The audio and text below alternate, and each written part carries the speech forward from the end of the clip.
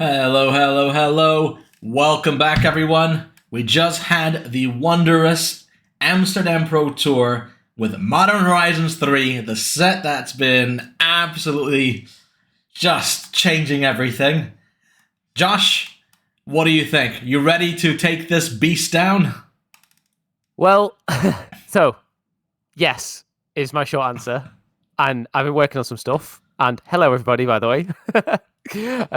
Yes is the one answer. However, the Pro Tour was exciting and interesting day one, Yeah. and then it got slightly less and less interesting day two, and then that just went really, really uninteresting all the way to the quarterfinals. And the reason for that is because there's a boogie bird in the format right now called Nadu winged ante fun.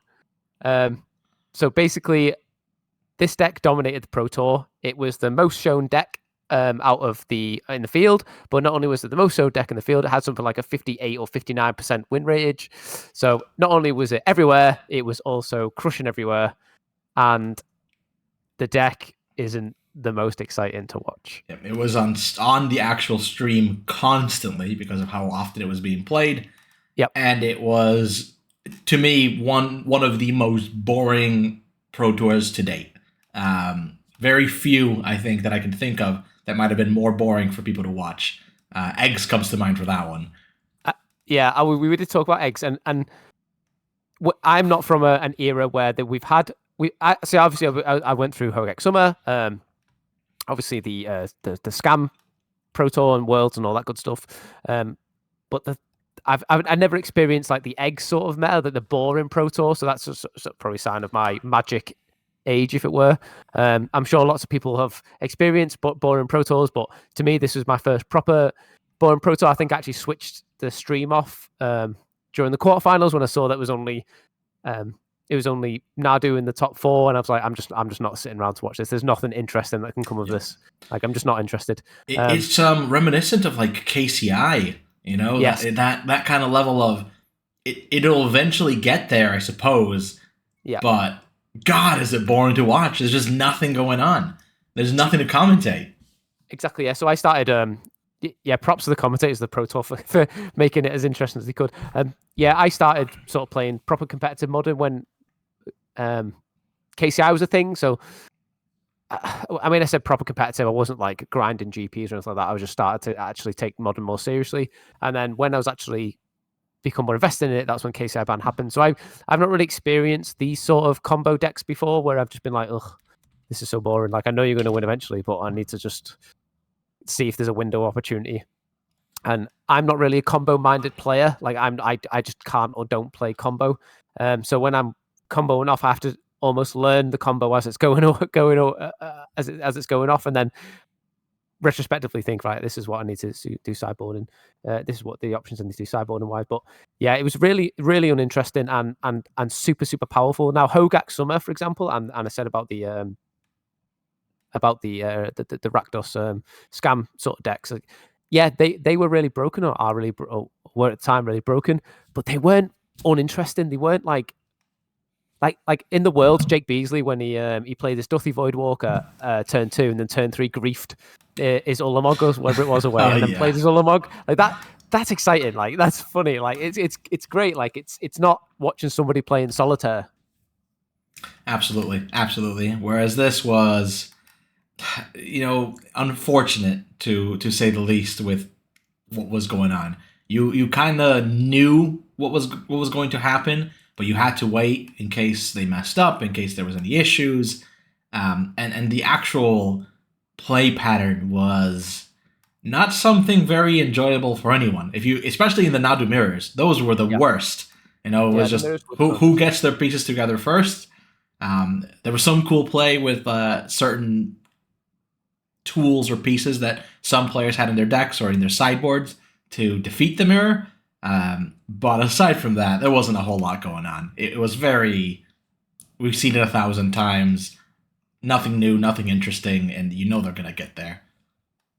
People listening might think, "Oh, we're doing like no say, it's no say in the format and all this, and we're quite negative." But however, there's a method in our madness, and this is this. So during the Magic community right now, particularly in wake of the ban and restricted announcement in for Legacy and and some Pioneer players weren't very happy. The community is apparently being listened to by Wizards. They haven't proved it, but apparently it is. So content creators like us, if we say things that we're not happy with, hopefully it creates waves to encourage the game to get better for everyone. So it's all there's a bit of method in our doom and gloom. However, it's not all doom and gloom. No.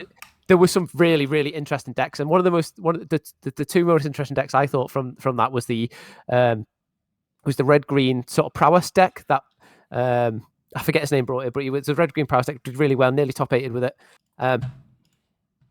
It really like designed it in a way to smash through the sort of Nodu game plan of they create loads of things and you can just smash through them, which I thought was a really good tech, and they went really far with it. Unfortunately, lost to Nadu in the winning in. That was really cool, and also Seth Manfield played the Necrodominance deck all the way into top 8, and that was a really, really cool deck. I really wanted him to win, considering he took it to game 4 or maybe before he lost. He didn't actually cast Necrodominance in his 3 games. So I think if he would have cast Necrodominance at any point, he would have surely done really well. That was really interesting. When he lost that, I was like, I'm done with this tournament now. It was him and Noah Ma that were both on the mono black Necrodominance decks. And I think the only other non-Nadu deck in the top 8 was Javier Dominguez on the One Ring Jeskai, I'm pretty sure.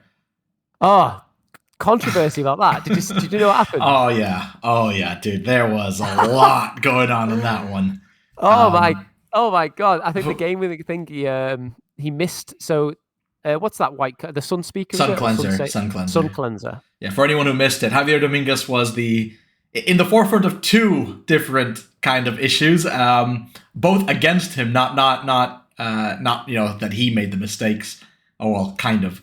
One of them was he cast the One Ring, did his thing, passed the turn, and his opponent went Sun Cleanser and took away his energy, which led to a loss of his game when that was not a possible play, because Sun Cleanser targets the opponent to remove counters.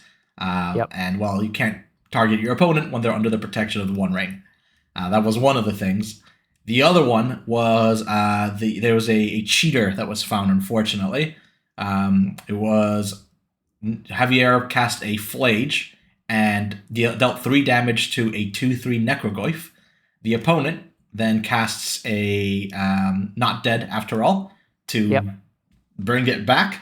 However, they didn't have an instant in the graveyard when they did that, so the Necrogoyf survived it regardless, but he put the Wicked token on there anyway, which should not have been on Necrogoyf itself, which gave it extra power and obviously the little ability that of -1 when the Wicked token falls off the Wicked roll.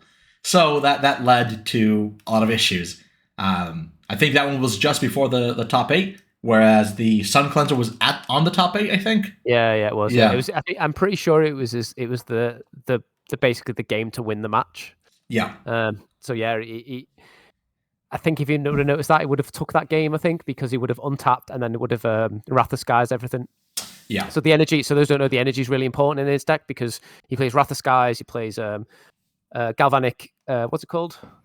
Iteration? No. Galvanic. The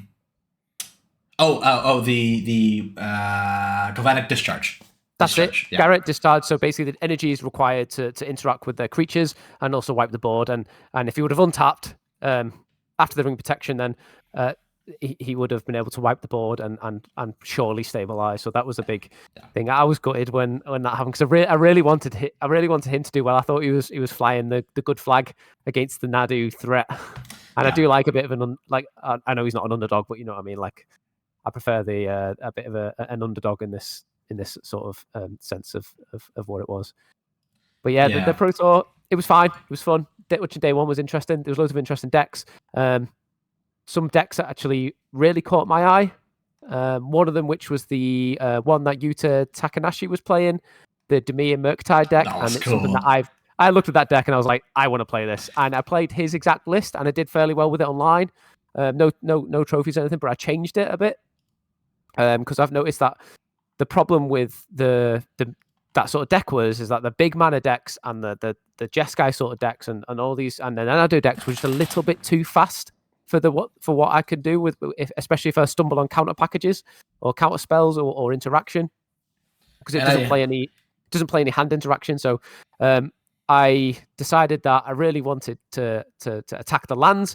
The current tech, which is which is a destroy the target lands effect, I didn't really click with. So what I did was I brought in what's the method called? I brought in Harbinger of the Seas.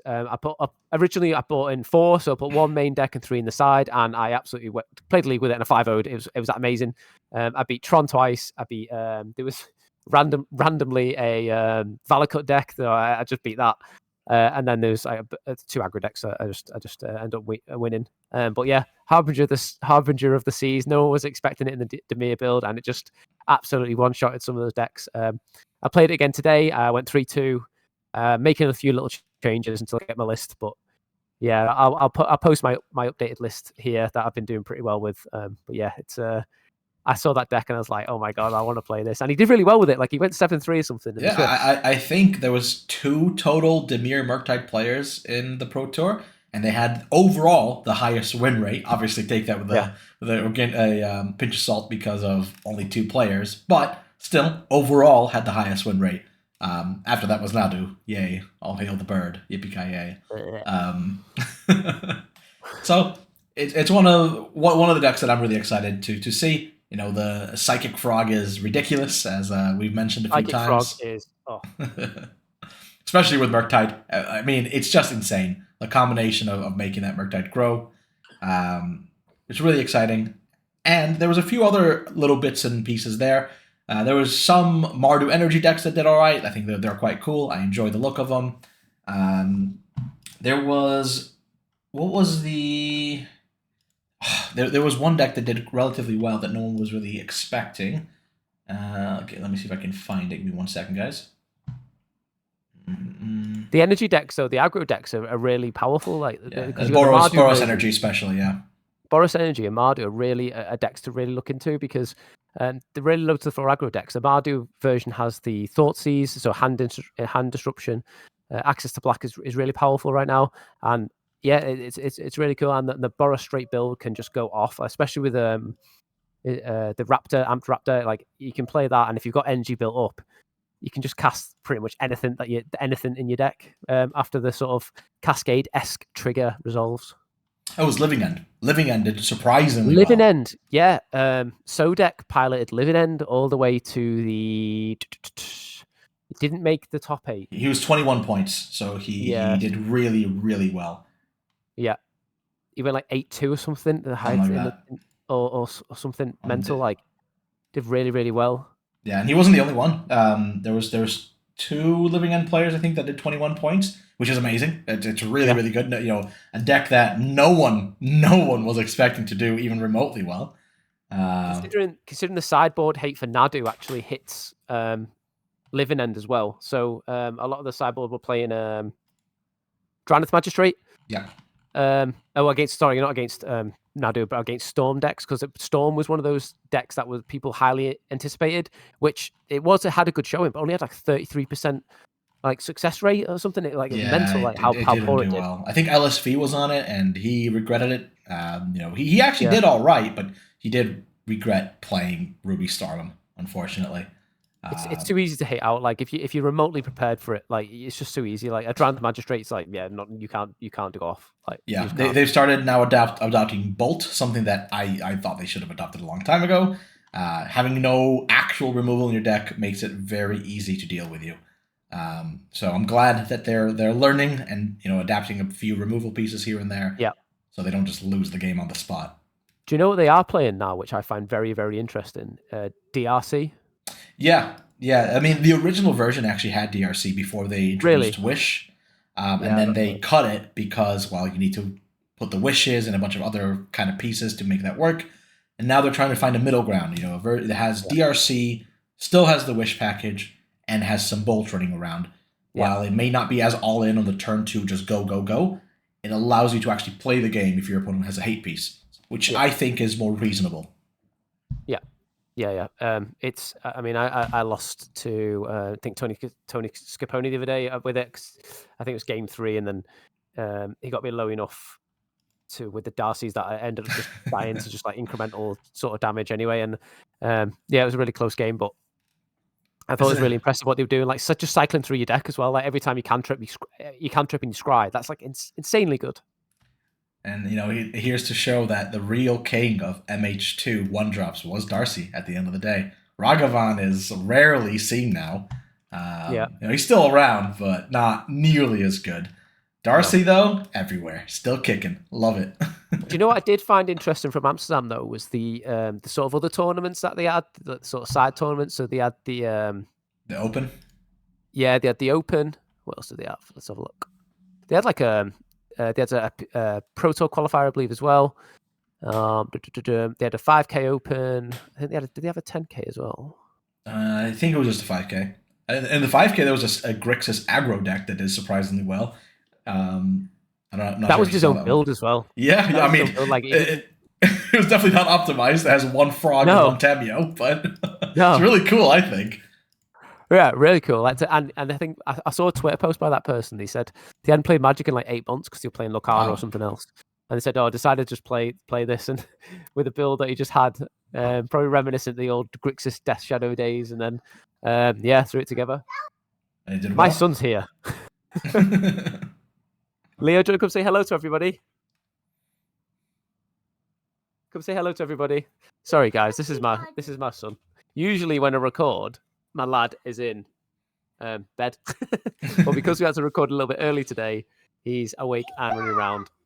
And he's, at the moment, a peacock with a piece of paper hanging out of his shorts because that's his peacock tail. So, brilliant. Spit any image of Josh there. Yeah. So, there was some really interesting decks. You know what deck really did well in those side events, though? Traditional Zoo. Yeah. With like one uncommon MH3 card in the sideboard. Yeah. Zoo is still strong. I was surprised it got ditched so quickly. It's still very hard to beat Leyline of the Guild Pact plus Scion. It's not an easy thing to just stop. So I am a little surprised it got dropped so quickly. And I think people are sleeping on those kind of things right now. I think because of how new stuff is, there hasn't been as much experimenting as there really should be with some of the older MH2 decks or MH2 meta decks. And it's one of those things that I really hope people start reinventing the MH2 decks with some of the newer MH3 cards once again, because I think there's a lot lost there that people are just discounting because it's not new. So hopefully people go back to it. I think if you looked at the Pro Tour itself, there was like hardly any decks, like the decks that were defining quote unquote modern back in MH1, MH2, like none of those decks really like represented to a high enough level. Like you had like 2 Titan players. I mean, thanks, like that deck could go in the toilet, but it's a shame that it was not as represented because it was a Love Dark type. There's hardly any proper Rakdos Scam. I don't think there's any actually. Those sort of 0 Rhinos, 2 Living End decks, like that sort of.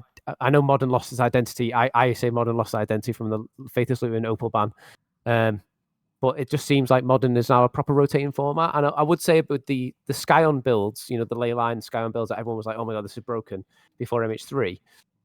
I just don't think that build is very good in a Nadu meta because what you're doing, killing them with a 4/4 lifelink, that they don't care. Like they're just going to combo off. Like it's irrelevant. Like that just isn't good enough in this meta. And I'm hoping that there will be an Nadu ban. I'm pretty sure there will be. And I'm hoping that once that happens, it will open up the floodgates to certain decks. And it'll be interesting to have a sort of conversation about what do you think the meta would look like if that goes. I mean, I'm pretty sure it will. Let's say it will. When it gets I think it will. I mean, at least in some way, shape, or form. My personal take is that Nadu should just be the one that goes. I don't think the card is reasonable. I don't think, if you start banning Shuko and things like that, yes, it's a relevant ban, but it doesn't really stop the deck. It just slows it down a little bit. I don't think it's good enough. And you're going to find yourself having the same issue you had with Hogak back in the day. They're like, oh, instead of banning Hogak, let's ban Bridge from Below. Oh, that didn't work. Okay, now let's ban Faithless Looting and Hogak because We don't want that. We don't want a repetition of that. Just remove the problem card, and just I think stop the deck. I think with so if it was intended how it was supposed to be, I think where you just get the 2 triggers for 1 creature per turn, and it was in like a sort of ban value sort of deck, I think that'd be really cool to exist. Like really cool deck to exist. I think those sort of bant mid-range value players would really enjoy that, and I think something I'd probably enjoy to play as well. To be fair, but the way it's intended now, it just combos off too easily, and I wonder if they just changed the rules for it, like just errated it. So instead of it saying Per creature. per creature, like it's just Nado. the effect happens twice a turn, and that's it. The effect just happens twice a turn. Done.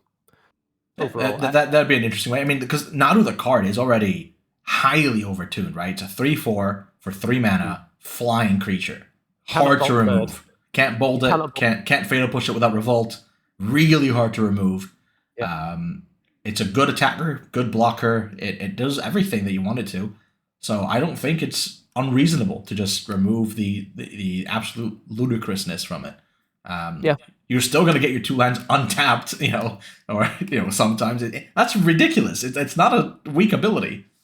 Yeah, I think if it was what was, I believe it was intended to do, I think it'd be quite cool and still really powerful. Potentially, possibly fringe in that sort of decks. It might be sort of like a collected company deck, I don't know, or some sort of deck where you can just like a sort of creature, not as heavily combo on the actual Nadu itself, but maybe some sort of creature combo enabler where you get value. I don't know what it might look like, but I think it'd be way more interesting and way more cool with way more interesting lines than just untap. It makes you wonder though, right? So let's say Nadu is just outright banned. He's just gone. What is the next best deck? And is it by a lot, by a little?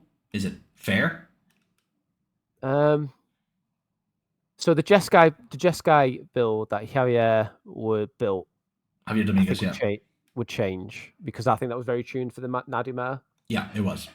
I think it'll still be powerful. I think Wizards will still be powerful. I think Necro Dominance probably be in a vacuum the more powerful deck or the most powerful deck.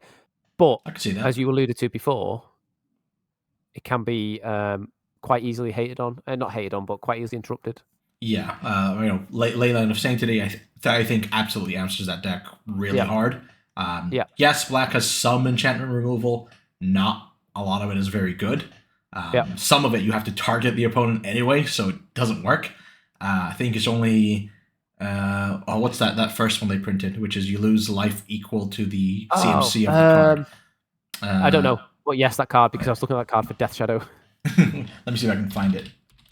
But yeah, there's that one which because you still end up losing a lot of mana, a lot of life for it. But that Necro deck is built on just gaining life anyway. Feed the Swarm. That's the one. I think Vexing. Yeah, that's it. Yeah, I think Vexing Bauble would be a interesting sideboard option against that deck, just to stop the sort of spike packages and stopping them from doing stuff in their end step and stuff for free, etc. Stop grief, all that good stuff. There's just a lot of tools that fight this deck effectively. Yeah. Unlike Nadu, which that's the problem, right? You can't really fight the deck. It has so many tools. It can find everything. You've got tools for that deck, but it's like things like Harsh Mentor and stuff, and cards you would like you bring in for like this one specific deck and not an overall good sideboard card. Like you sort of almost warping your sideboard for subpar cards in an overall meta for this one deck, and that's not really that healthy. Yep. I think modern the floodgates will open. I think hopefully you'd see more of the sort of Leyline Scion sort of builds. I really hope it does, because I want to see more MH3 cards actually utilized as well. Nadu, because of how powerful it is, it makes a lot of the other cards look kind of dumb or naff. Yeah. Which is sad. I want to see that, but I don't want to see. I want to see older decks getting a resurgence as well. Absolutely. Like Zoo, for example, we talked about Zoo quite a bit now. But Wrath of the Skies is a card that really answers those Scion problems. However, they play counter spells. They have answers to that. Like it's a really intricate back and forth game of Magic you could have. Where like I said, Nadu stopped it. But the match will be very interesting. I mean, I'm really excited about this Demir build I'm working on. I think it's fair against Nadu. I don't think it solves it at all. I think it's fair against Nadu. I think I can beat it. I just find it really boring. I agree. I agree. I mean, it's one of those things, right? I was at the Pro Tour. I was at MagicCon Amsterdam, and I Yeah. just didn't want to watch the games. I was there. I was finally gonna see it live. God, it was just so boring. There was just nothing happening. So this is the Discord we that I've been seeing on Twitter and etc. And I listened to a very popular one of my favorite podcasts by Brian Cohnville the other day that I found really interesting. The fact that there's this the stuff that's breaking Magic at the moment, which is Nadu and Grief and Legacy, etc. Potentially Amalia in Pioneer, is that it's not the fact that it's powerful per se, it's the fact that it's given really uninteresting, boring game patterns. I mean, no one likes to get grief scammed. Like, just don't. It's boring. Like, no one wants to get grief scammed. Like, it's not super powerful in terms of it's going to kill you right there. It's just not interesting. Nadu, like, it doesn't. There's in a vacuum. You try to describe Nadu. You say like, oh, you draw loads of cards. You activating things. You know, you there's intricate lines of play and all this stuff. But then when you actually watch it, you're like, there's someone just playing Solitaire, and that isn't the sort of.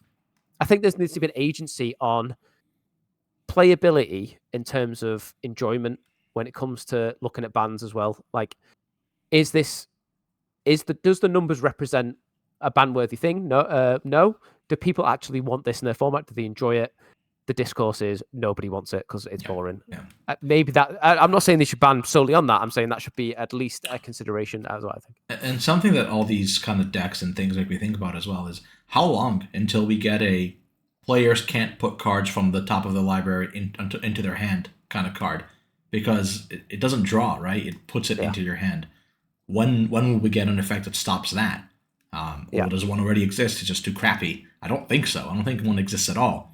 Because they keep printing these kind of cards that kind of just put things into your hand without drawing, and it's becoming a problem. So the problem with these, the problem with this is inventing a card to solve this problem. Is that it's going to have one or two things going to happen. One, it's going to be so ridiculously broken that that card is going to be not enabling any sort of fun. Like, it's going to be like ridiculously broken, or it's going to be so niche that's not worth playing. It's not worth playing. So that's the problem with those sort of things. So once those sort of problems exist, you have to look at what the problem actually is. Now, I know this podcast is designed to be like a constructive sort of pod, and I know we're trying to like get people to sort of get the best out of the game we can.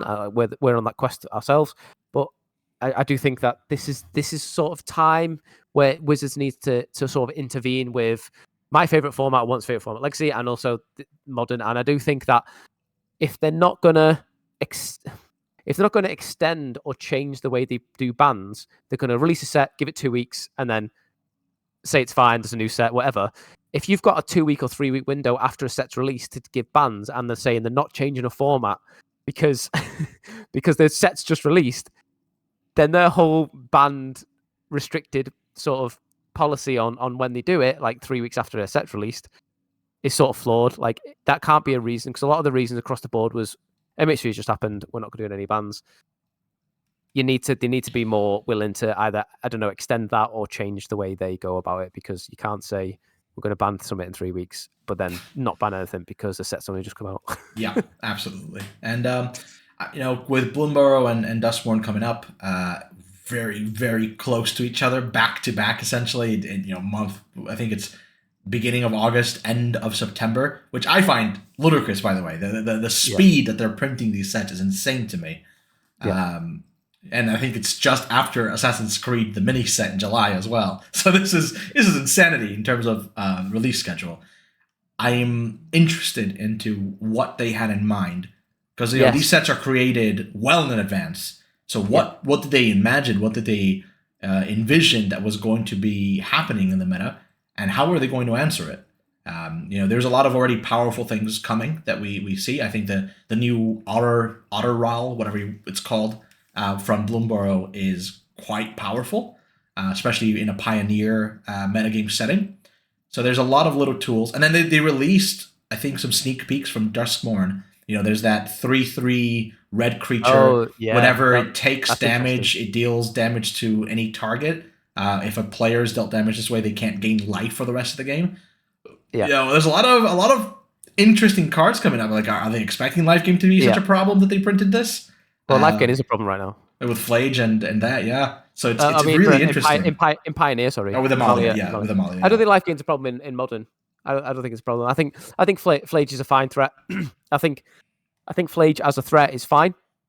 I think it makes the Boros decks good. Yeah. I think without Flage, the Boros decks would probably be a little bit lackluster, especially really open to removal, like with no sort of mid-range or late-game sort of plan.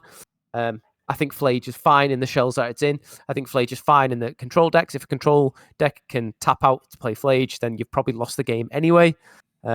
I just think it's not an obnoxious win con as say like Nadu is or used to. I think Flage is completely fine. Whereas something like Amalia and Pioneer is definitely a problem. Boring. Super. Boring. Super. I'm interested to see how this card really fits there, because it's a little weird, right? It has to deal damage with its ability, not just deal damage generally. So if they swing out with it, like they play it on 3 and swing it, it doesn't do the ability. It says it has to do damage in this way. Specifically says that on the card.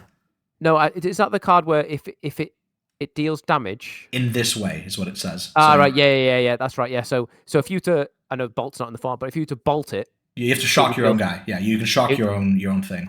3 damage to them, and then they can't gain life the rest of the game. Yeah. I mean, it's like a turn 4 play, right? Because you can't do it on turn 3. I don't think it answers Amalia. Not really, right? I think it's fine. I think it's. A 3/3 haster is fine. I mean, a 3 damage for it's fine. I just don't think it's as good as what it initially reads. Like when I first read it, I was like, oh yeah, Amalia can get in the toilet. Like, nah, this doesn't answer Amalia. No, I mean it could do. Like if they stall or they're waiting. But hear me out on this, all right? You play that 2-mana dinosaur, right? That deals damage to a creature when it enters play. That way, it deals 2 damage to that creature, and then boom, you blast your opponent for 2. Now they can't gain life either. Does it have to die? No. It's just it has to be dealt damage. If it's dealt damage, it's like a Boros Reckoner effect. Right. Okay. So as long as you have a way to deal damage to it, whether you shock it, you ping it with something, whatever it is you want to do, that's good enough. But it's not. It doesn't do anything on its own on turn 3 unless your opponent for some reason blocks it, which. If they're playing Amalia, I don't think they're going to be blocking this thing anytime soon. Gutshot's not in Pioneer, is it? No, it's not. No, it's not. There's a few other ways to do it. I'm interested to see what it is that they do, and I'm also interested, in foundations coming up. The new foundation for Standard, because that's going to affect Pioneer as well. Who knows what they're going to be adding in there? So there's a lot to talk about. We'll probably make a separate pod about foundations and all that stuff because it's a really interesting topic. So I'm really curious as to how Wizards is designing these sets that are so close to each other that they're expecting something that they want to put them so close to each other so they can answer whatever the problem is. This is what has me really curious. You know? That's interesting. I wonder what's coming to make you think, right, Grief's fine, Legacy still. It depends. After nearly best part of a year, people are saying that this might be a problem too. We want it gone. And also them printing Nadu in the format. I wonder if there's something like, I couldn't imagine what it is in either to be so broken that it's too broken in itself, or so niche that like you just wouldn't really like. I couldn't think. I mean, like I wouldn't be able to design a card if my life depended on it. No. But I wonder what it could be. I'm very interested in that. And it could even just be an answer because we're losing 4 sets. We're losing the Triomes from New Capenna. We're losing a lot of the good lands from the Innistrad sets and some strong creatures from the Innistrad sets. Are they printing these so close to each other so we have more sets to play with all at once? It makes you really wonder what their philosophy is right now, why it is that they're doing this. Because I've never, ever seen sets released this close to each other. There's always a 3 to 4 month gap. This is back-to-back months. So I'm really curious as to what they have in mind and what it is that they're looking to do here. Because it's unprecedented. That too. So a lot going on with it. I'm happy that Modern is alive and kicking again. Hopefully Wizards acts fast on not letting it go off the rails. And that's where we sit with all this kind of stuff. Is there anything else? Oh, yeah, I would say continue to test, continue to play modern, because what I will say is that my experience online, although I have faced Nadu a few times, I would say I could do a league now and potentially never face Nadu. Like, I'm not going to expect Nadu every league. I just think players just cannot be bothered with it. I mean, the win condition online is different to on paper, because on paper you can verbally say, I'm going to be doing this until you're dead, or I'm going to be doing this until all your resources are gone. Like, they don't even play Thassa's Oracle on paper. I think the winning list from the Pro Tour didn't even play Thassa's Oracle. Yep, not a single one. Yeah, you have to on Modo. So, keep playing Magic, keep playing Modern. You're probably not going to get Nadu to death online. It will be there. You need to be prepared for it, but you're going to have a variety of different decks. I would say probably the most common deck I see online is Boros Energy builds. Yeah. Very, very common. So if you're gonna play online, I'd prepare for sort of low to the ground creature decks. And what card, if you're playing blue, one of the really good cards at the moment is I keep forgetting the name because I'm really bad at names. I'm gonna get bad reviews because I keep messing up card names. Spell Snare, really good right now. So if you're a blue mage like me and you're playing Dimir Murktide, which you should be, I'll attach my current. Most decks are playing 3 Spell Snare in the main these days when they're blue. I'm playing 3 and 1 on the sideboard, and I will say, people have come to me, is Spell Snare really that good? And I always say this: it says the 4th Spell Snare comes in more than the main board ones come out. So leave it at that. Yeah. Turns out there's a lot of 2-drops that are really, really strong. So also counterspell. Yep. Like, you play a threat on turn 3 and they counterspell. No Spell thanks. Snare. Yep. You can keep it. Yeah. So there's a lot going on. Hopefully, I'm excited to see what's coming up. I'm excited to hear from Wizards, see if they remove this bird, get rid of, make KFC out of it. Bye. Take care, everyone. Don't forget to like, subscribe, and leave a comment if you can.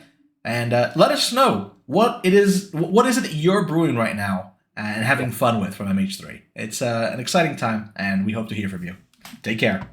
Hi, everybody.